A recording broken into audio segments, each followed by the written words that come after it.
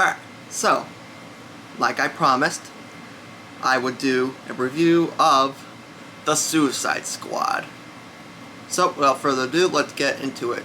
So, I'm going to start off by saying, simply put, it is very fun and very entertaining. Now, there are some boring, slow parts, don't get me wrong, but there's going to be that in every film. But overall, it was just a very entertaining film and very fun to watch. It's definitely one of those popcorn flicks where, you know, everyone can pretty much enjoy it. It was colorful and bright. You can see the action happening, the fight sequences, compared to the dark, to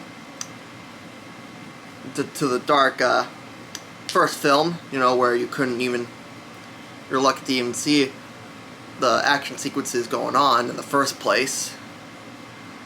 But unless you got, like, you know, good vision in the night or in the dark or whatever. But so definitely a big improvement on that.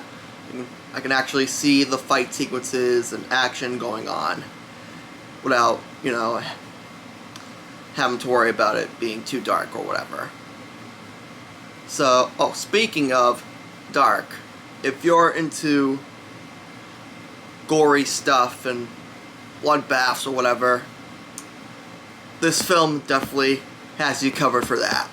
You're definitely gonna like it if you're into, you know, the gore and all that kind of stuff. Definitely can get messy in there. So that's the, visually, it was very appealing. Now, plot-wise, I was surprised that I would say more than half of the squad died before even the title credits even rolled up. So, those characters, all those characters you saw in the trailer, who you want to get to know and learn their backstory and their origin, forget about it, pal. You're just gonna have to read the comics instead, because you're not gonna learn anything from most of these people in this movie. So it wasn't even like 10 minutes into the film. It was before even the title sequence even came up. So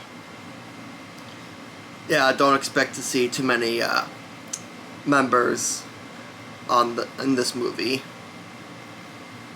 But it definitely lives up to the name, though, of the Suicide Squad, because, you know, as I just mentioned, that half the team who we've seen in the posters and trailers, they're already gone. So you don't have to worry, you know, about keeping up with who's who and what this character does. So, but it's also unfortunate at the same time, because I want to get to know these characters and learn their backstory and see what they're capable of.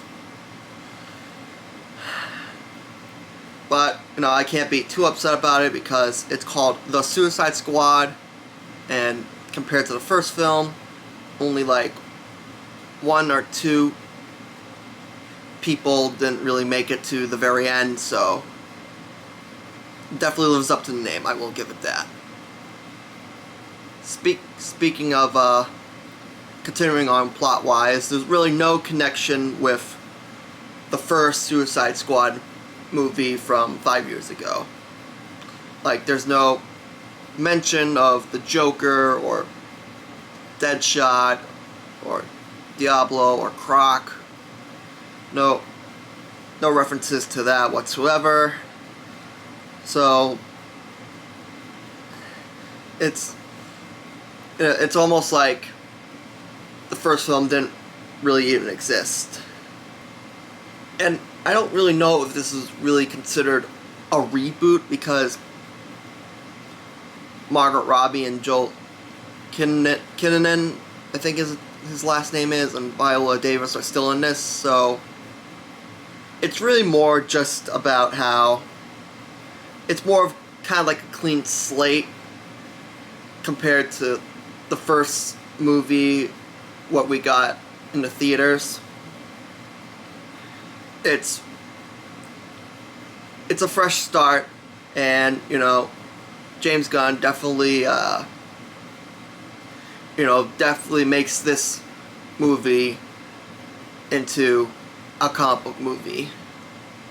And what I mean by this is, reading the Suicide Squad comics, this is definitely an accurate representation of how these characters would act in the comics if I saw them on the big screen. So I give James Gunn a lot of credit for making the characters more accurate, for making Rick Flag a better character in this movie.